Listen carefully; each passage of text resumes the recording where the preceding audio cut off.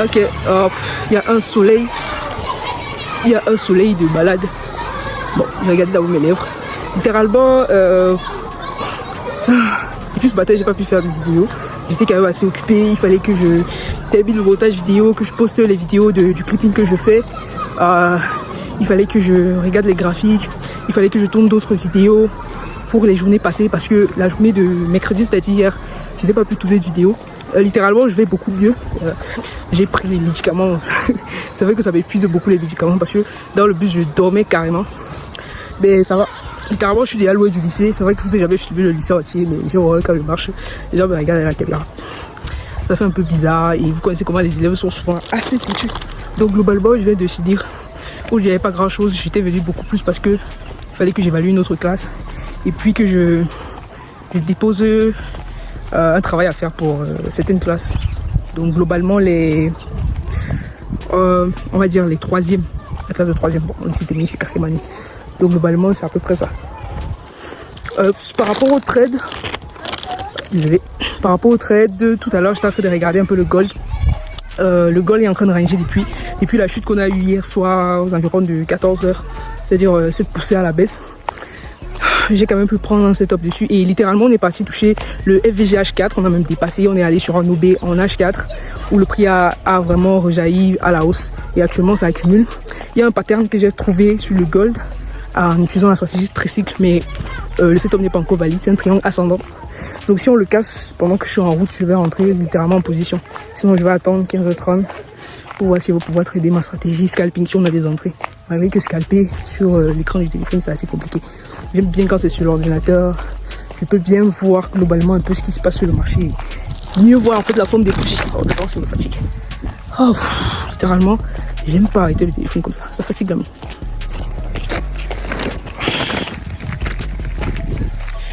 Donc actuellement j'ai deux trades qui tournent sur l'US30 et le pétrole. Je suis en négatif, l'US30 est littéralement revenu dans la zone rouge. C'est un peu ce qui est énervant avec la stratégie Breakzen. On ne fait rien mais on peut perdre une transaction. Parce que là, la façon dont le prix s'est retourné, soit il a corrigé sur une unité de temps beaucoup plus grande, soit littéralement il va aller à la hausse. Oh, désolé pour la caméra qui bouge tout le temps. J'ai mon foulard qui me dérange. Le vent souffle dans tous les sens. Oh my god, je suis fatigué. Là, je vous montre la ville de Batchenga, littéralement. En tout cas, dès que j'arrive là, je vous fais signe sur tout ce qu'il y a à voir sur les graphiques. Oh my god, je suis fatigué. Les médicaments, ça me fatigue. Vous voyez, je suis au village. Et s'il vous plaît, il y a la route. Il y a la route. Donc, actuellement, je viens de rentrer. Et littéralement, j'ai eu à prendre un trade en scalpant sur le gold avec ma stratégie scalping. Et je crois que j'ai fait une très grosse erreur. Je ne sais pas si on va considérer ça comme une erreur. Mais je suis rentré sur un breaker block. Et j'ai littéralement oublié, c'est-à-dire, étant donné que j'étais dans les transports, il fallait que je paye, il fallait que je descende. C'était difficile de suivre tout en même temps. Et j'ai pas pris vraiment le temps d'observer à 100% si c'était, j'ai l'impression que c'est appuyé, si c'était vraiment un bon trade à prendre. Je suis rentré sur le breaker block. On m'a fait 3 bougies haussières. J'ai oublié littéralement de voir si on m'a laissé un displacement, c'est-à-dire un FVG, quand il y a les 3 bougies haussières. Et c'est juste après que je me suis rendu compte qu'on va pas laisser de displacement. Mais quand j'étais déjà rentré, j'ai dit bon, je vais voir vraiment si le prix va pousser pour que littéralement je clôture un peu plus, même si c'est à 0, et rentrer peut-être vers le bas. Mais malheureusement, entre la route, trouver un autre taxi et tout, le prix est descendu, ça a pris mon stop. Ça m'énerve un peu parce que je me rends compte que juste après, il y a une entrée que j'aurais pu prendre. Et là, actuellement, le gold est en train de pousser. Je vais vous montrer ça. Donc là, on est sur mon MT5 sur mon téléphone. Okay. J'étais rentré ici sur un breaker block en M1. Attendez, j'allonge ça mieux. Hop. J'étais rentré ici. On m'a fait 3 bougies haussières, mais les 3 bougies n'ont pas laissé de displacement. Je me rends compte que le meilleur pour entrer, c'était ici. J'ai voulu re-rentrer, mais après, je me suis dit, oh, j'ai pas envie de re-rentrer. Et voici le trade que j'ai perdu. Ça m'énerve un peu. Mais bon, actuellement, j'ai un trade en cours en achat, mais en swing, sur, je suis en train de M15 sur le gold. Donc là, actuellement, on va juste voir ce que le gold va faire. Limite, je cible même les 5000 $. Si on peut aller chercher les 5000 $, ça serait intéressant. En swing, je dis bien en swing. quand je dis 5 000 $, je parle de target, je parle pas à 5 000 $ de profit. Donc littéralement, ça m'énerve un peu. Si j'arrive à faire un erreur de 1 ici, je récupère ce que j'ai déjà perdu et je fais du profit. Mais ça m'énerve un peu de m'être précipité à entrer sur ce trade, alors que le meilleur pour m'entrer, les gars, c'était il y a quelques minutes. J'ai voulu re-rentrer, mais ça me saoulait un peu. Ok, ça me saoulait un peu de re-rentrer parce que si j'étais rentré là, c'est qu'actuellement on a fait un TP1 et bientôt peut-être on va faire le TP2. Donc voilà un peu les gars, ça me saoule vraiment, je vous assure, ça me saoule. Donc l'OB qu'on est venu travailler, c'était ici, ces petites bougies ici, Doji. C'est là qu'on est venu retravailler. On a bien fait 3 bougies, pas haussières, mais on a laissé un petit displacement. Donc j'aurais dû rentrer là et limite aller chercher mon target. Donc voilà comment je me prends un stop. Voilà pourquoi j'ai horreur de scalper quand je suis en dehors de la maison. C'est assez compliqué, surtout quand tu n'es pas posé, quand tu fais le scalping. Mais bon, c'est pas grave, j'attends. Le trade est en train de pousser, le gold est en train de vachement pousser. Mais si j'étais rentré ici, c'est que je suis largement en profit actuellement. Largement même. Largement les gars. Si j'étais entré là, sur les 4837,14. Donc globalement, voilà. J'ai d'autres trades sur le pétrole et l'US30 qui fait n'importe quoi depuis. Ça me saoule même de voir ce que l'US30 fait. Chut. Je risque même de me faire stopper parce que ça a une réaction avant l'ouverture. Bon, lors de l'ouverture, ça a poussé et puis c'est redescendu quand il y a eu les CPI qui sont sortis. Donc, limite, on ne sait pas trop. Donc globalement, voilà moi ce qui m'intéresse actuellement sur le gold. Le trade sur l'US30, c'est le trade que j'ai pris avec la stratégie Breakzen. Donc là-bas, il n'y a pas de money management. Sur le pétrole aussi, on a failli me faire sortir. Désolé si vous montre tout ça sur le téléphone, hein, c'est fatigant. Donc sur l'US30, on a failli me faire sortir. Déjà, j'ai déplacé le stop loss à ce niveau. Le stop loss était un peu plus bas, donc je l'ai mis ici. Si on me sort là, tant pis. Donc voilà. C'est saoulant, mais bon. Ça m'énerve ce stop que j'ai pris sur le gold. Ça m'énerve un peu. Littéralement. Donc on va voir ce qui va se passer maintenant sur le gold. S'il va continuer à aller à la hausse ou pas. Donc là les gars, depuis que je suis encore regarder les graphiques, on a déjà TP2. Peut-être j'aurais dû re-rentrer parce que j'ai vu l'erreur que j'ai faite. Mais je sais pas. Est-ce que d'après vous, j'aurais dû re-rentrer sur le trade ou le fait de ne pas être rentré était préférable? Parce qu'il faut aussi voir le côté négatif. Si j'étais rentré encore une deuxième fois sur la seconde zone qui était la meilleure zone et qu'on m'avait stoppé, là ça me ferait une double stop. Donc c'est un peu l'une des raisons pour lesquelles je suis pas rentré. J'ai regardé un peu le côté de si le trade ne marchait pas. C'est vrai que je me rends compte de cette stratégie sur le gold, on peut littéralement, si on entre dans les bonnes zones, on peut littéralement aller sur du 70% de win rate. Parce que depuis que je travaille avec ces stratégies, tant que je rentre dans les bonnes zones, je fais TP. Je fais TP en fait. Tant que je rentre dans les bonnes zones, je fais TP. Tant que je rentre dans les bonnes zones, je fais TP. C'est assez hallucinant. J'ai pas encore eu vraiment un stop lorsque je peux rentrer dans une bonne zone. Mais je me rends compte déjà, ce que j'ai appris, c'est que les breaker blocks sont littéralement à bannir parce que bon, ils sont pas des meilleurs pour montrer. Il faut juste que je focalise sur les OB. Donc c'est la leçon à retenir aujourd'hui. Mais sinon, si j'étais rentré ici, c'est que j'ai déjà fait un R1 de 2. Soit je clôture, soit je mets tout simplement à BE. Et puis je laisse prendre toute l'évolution du trade. Ça devait être magnifique. Mais bon, c'est pas grave. Donc même si je clôture actuellement ce trade ici, je récupère un peu ma perte, littéralement. Mais je vais laisser tourner le trade. Peut-être on viendra chercher les 5000. Donc littéralement 150 $ de gain ou pas. Donc je vais juste suivre le trade et voir ce que ça va donner. Mais déjà si, attendez, j'ai un peu la main qui tremble là. Je sais pas pourquoi j'ai ce truc là. Mais si on vient déjà chercher, si on fait un nouveau point haut, ok, parce que là on n'est pas loin de se faire un nouveau plus haut. Donc si on fait un nouveau plus haut, on peut considérer que le prix va continuer à monter. Continuer à monter sans souci. Mais j'aurais pu aussi rentrer avec ces stratégies ici, quelque part ici, avec une stratégie FVG H4 entrée M5 sur FVG de M15 pardon. Et si j'étais rentré là, hop, c'est que l'on a un R de 1, R de 2, R de 3. Donc je crois qu'on va faire un nouveau plus haut, je pense. Mais on va patienter. Donc, tout à l'heure là, je viens de vous montrer le stop que j'ai pris sur le gold. Avec ma stratégie scalping, c'est pas que la stratégie ne marche pas, mais juste que je suis rentré dans une mauvaise zone dû un peu à mon manque de concentration, parce que vraiment j'étais embrouillé, je vous expliquer ça. Mais quand on prend un stop, je vous ai toujours dit, il faut avoir une façon de gérer les stops. Avec ma stratégie scalping, je me suis mis une règle qu'avec ces stratégies, je ne prendrai qu'un seul trade sur l'actif sur lequel je travaille. Ça veut dire que si j'ai pris un trade sur le gold, si j'ai stop loss, je m'arrête. Que ça soit le fait que j'ai pris le trade sur une bonne ou une mauvaise zone, le principe s'applique. Alors, et là, Actuellement, le gold, là, il est parti à la hausse. Il a bien réagi sur l'OB que j'avais repéré un peu plus bas par rapport au breaker block. Mais je ne suis pas re-rentré. Je ne suis pas re-rentré dans le trade. Et je sais que beaucoup de personnes débutants seraient entrées dans le trade par égocentrique, par peur sous l'effet des émotions globalement. Ils devaient être rentrés dans le trade.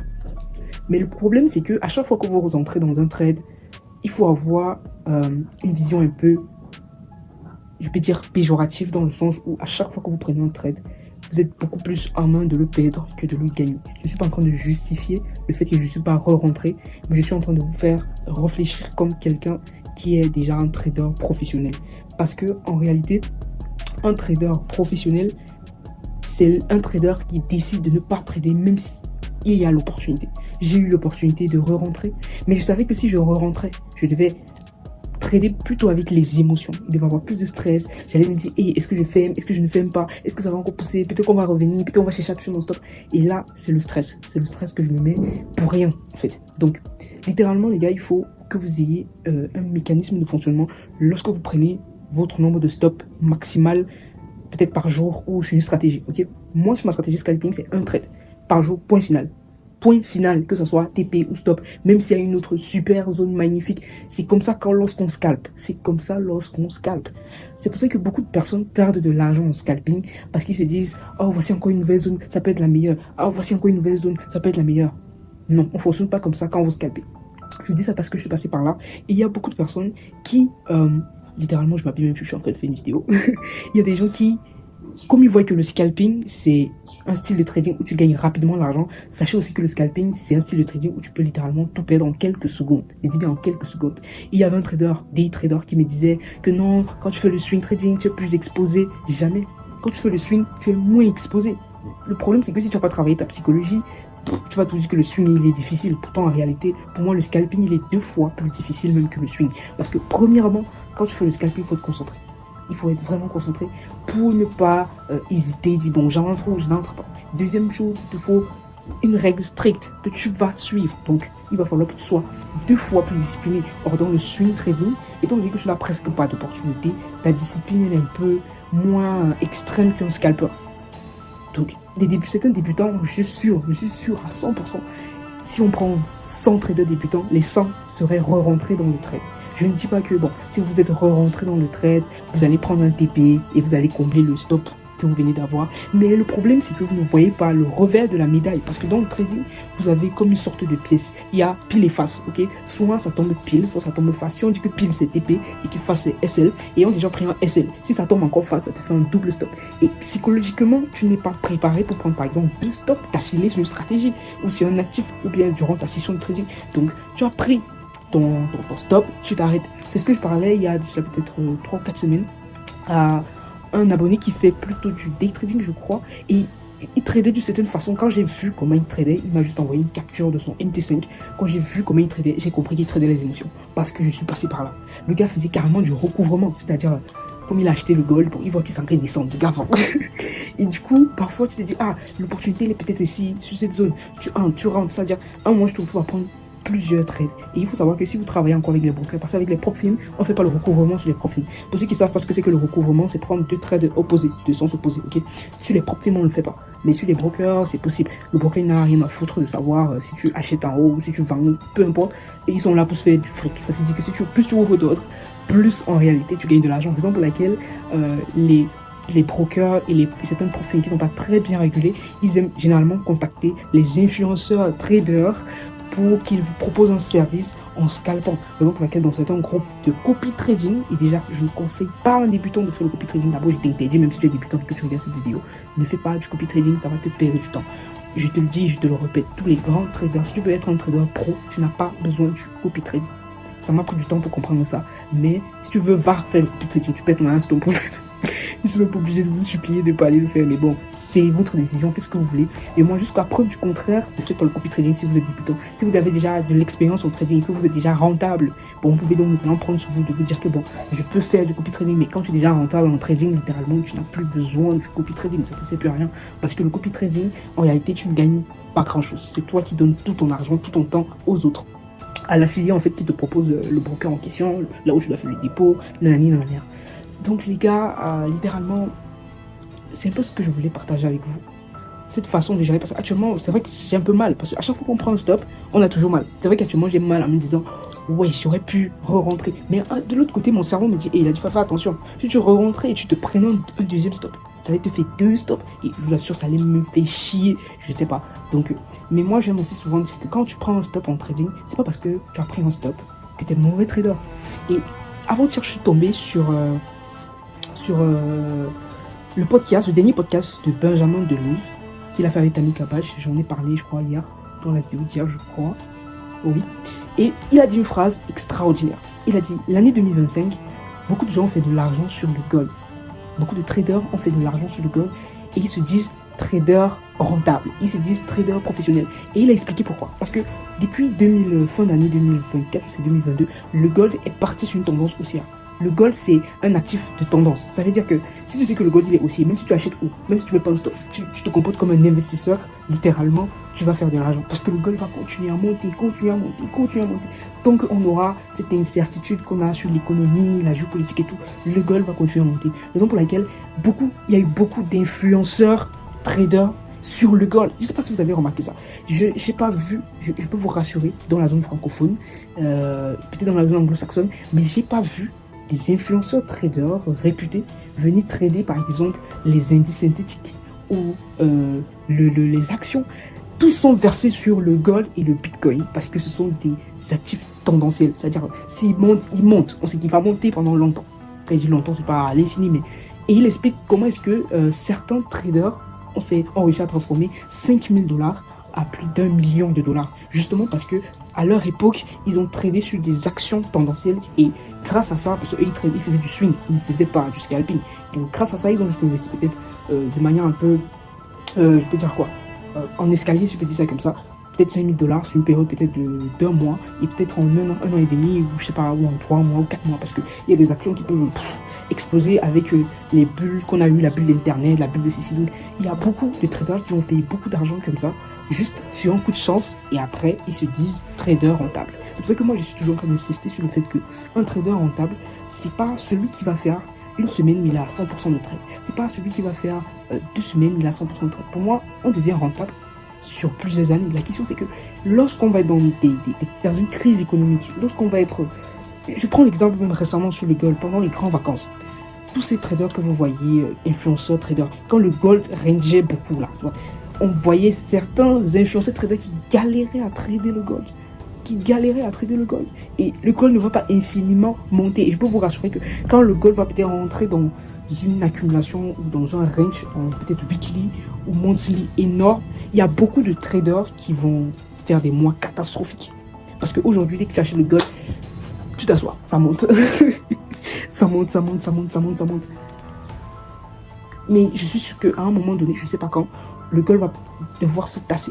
Et Tammy Kabash expliquait qu'il est beaucoup plus facile de faire de l'argent quand on est sur une tendance haussière.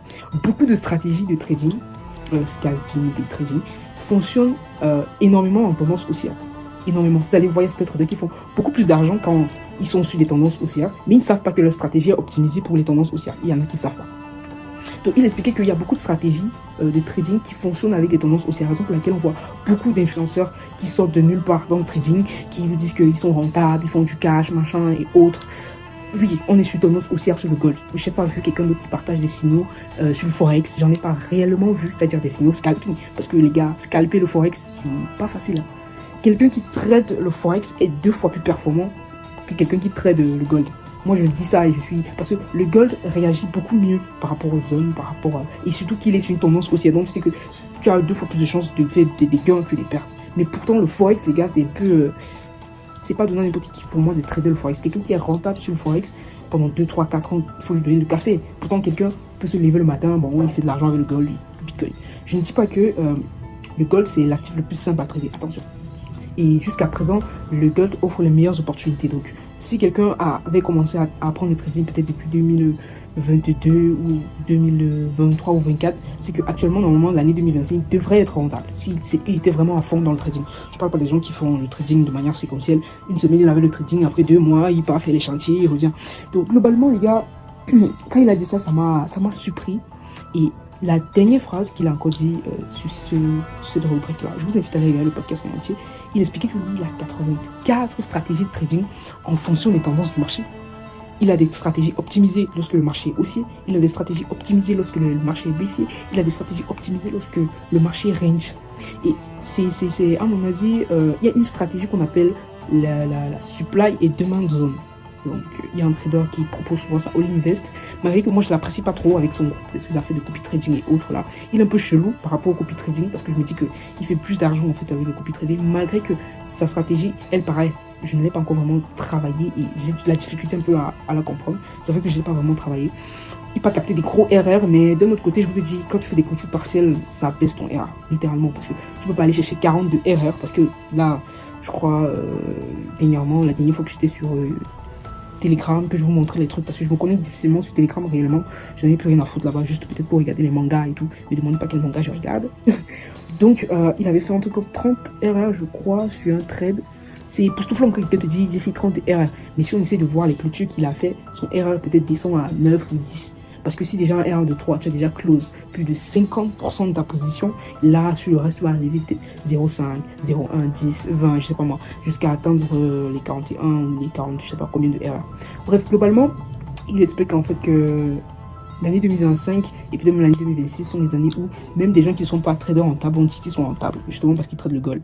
Dès qu'on va les balancer sur les indices ou les actions, ça va être compliqué pour eux. Mais bon, n'empêche, je veux juste vous faire comprendre que la rentabilité d'un trader, une fois de plus, ne se limite pas à un stop. À chaque fois que vous prenez un stop, ça doit être une sonnette d'alarme dans votre tête. Parce que si depuis des années que vous faites du trading, si depuis des mois vous faites du trading et que vous fassiez que des TP, vous n'allez jamais prendre en fait en considération que probablement ce que vous faites est mauvais. C'est quand vous commencez à prendre des stops que vous commencez à vous remettre en question. C'est vrai que le stop peut énerver, mais il faut que vous ayez une façon de gérer ça et que vous respectez vraiment votre stratégie, vos règles que vous vous êtes mis pour éviter le sur-trading, surtout quand vous scalpez. En fait, j'ai repris le scalping parce que je voulais prouver aux gens en fait que tout le monde peut scalper. C'est pas tout le monde peut scalper, littéralement tout le monde. C'est pas la sorcellerie non plus. Mais pour scalper, il faut pouvoir être concentré, il faut pouvoir suivre ces règles, ces principes qu'on se met. Sinon, vous allez faire de l'over-trading, vous allez faire n'importe quoi. N'importe quoi. Et là, franchement, le gold, il pousse énormément. Il vient d'atteindre on appelle ça comment la zone, il approche bientôt le plus haut sur le plus haut actuel, qui est à 4800, c'est 80, je sais pas trop combien. Oui, mais moi, je vise vraiment les 5000 $. Donc, moi, je pense que le gold va même dépasser ça. Donc, actuellement, j'ai un trade en swing. Je vais juste manager ce trade-là. C'est tout. Maintenant, demain, on va voir comment est-ce qu'on va rentrer en scalp. Malgré que, actuellement, si j'avais pris ce scalp, les gars, je devais y faire même 6 de erreur actuellement sur ma stratégie scalping. Mais j'ai décidé de laisser le trade. Donc, sachez que ne pas trader, c'est aussi trader. On ne le dit pas assez. Même si on le dit, c'est dans les faits réels que vous voyez ça. Parce que si le prix était descendu encore plus bas, je prendrais un stop, il remontait. J'allais me dire, putain, je sais pas si vous voyez un peu.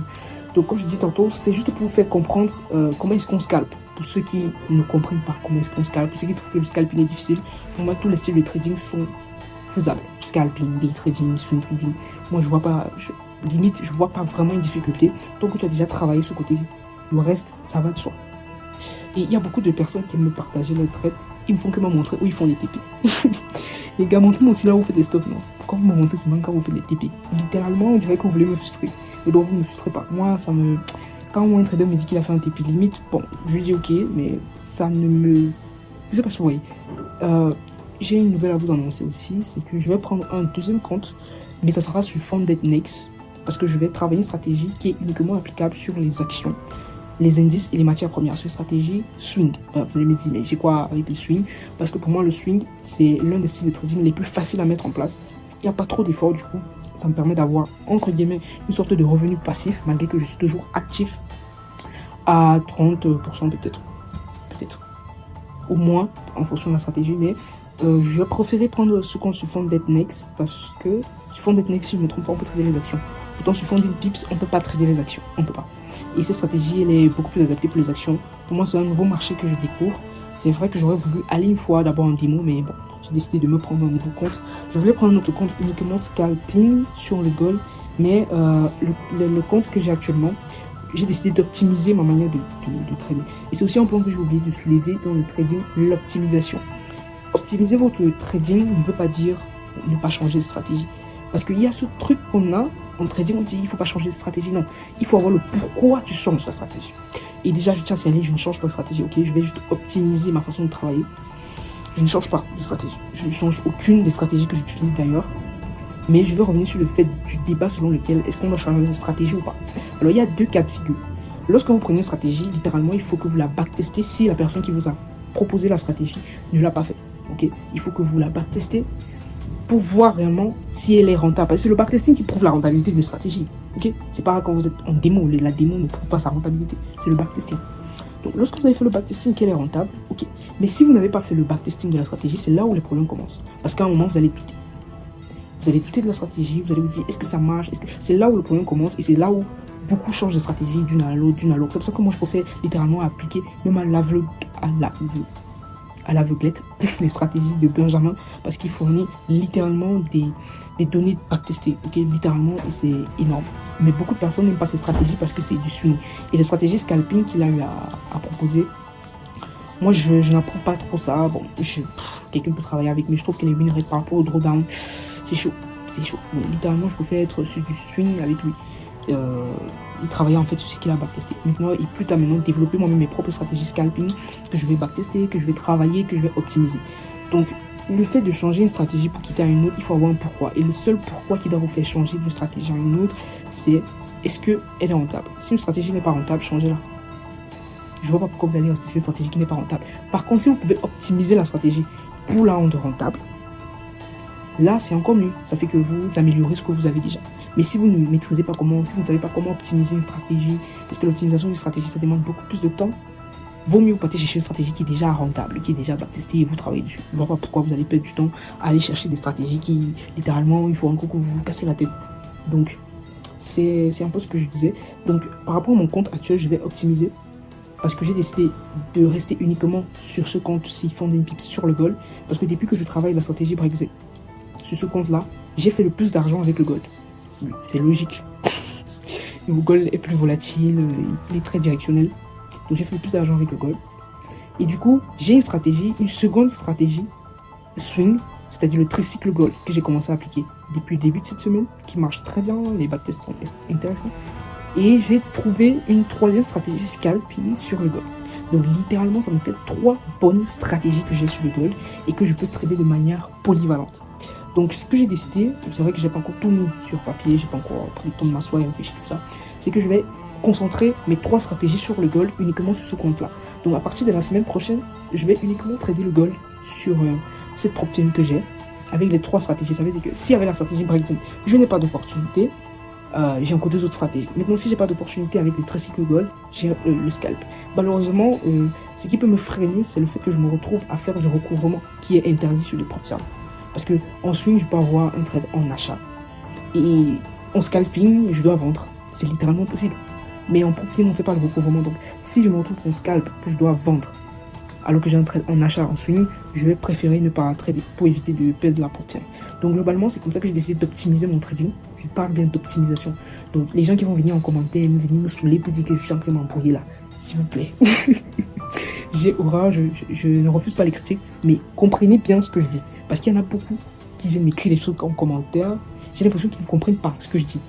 Ils viennent juste écrire en commentaire. Merci pour le commentaire, mais parfois vous dites des choses, je me dis, mais il a écouté ce que j'ai dit ou pas? Donc globalement, voilà un peu ce que je pense. Dites-moi ce que vous en pensez, vous. Parce que le but, à mon avis, c'est d'être rentable. Et optimiser quelque chose, c'est aller sur quelque chose qui vous permet de faire beaucoup plus. Et l'avantage avec mes stratégies, c'est que elles fonctionnent que le marché soit en hausse, en baisse ou en range. C'est magnifique, en fait. Donc globalement, voilà un peu. Et je crois que je vais peut-être rajouter une quatrième stratégie. C'est une stratégie que j'avais eu à travailler. C'est aussi du swing. Mais il ne faut pas que je m'emballe. Je peux me retrouver une dizaine de stratégies dessus. Ça aurait été cool si j'avais plusieurs comptes. Mais avoir plusieurs comptes, ça devient un peu difficile aussi à manager. Donc si j'avais un compte beaucoup plus gros. Mais bon, on va gérer comme ça. C'est pas encore une décision finale. Donc c'est une idée que j'ai en tête. Je vais m'asseoir le week-end pour vraiment voir si c'est la bonne idée. Mais je sais pas.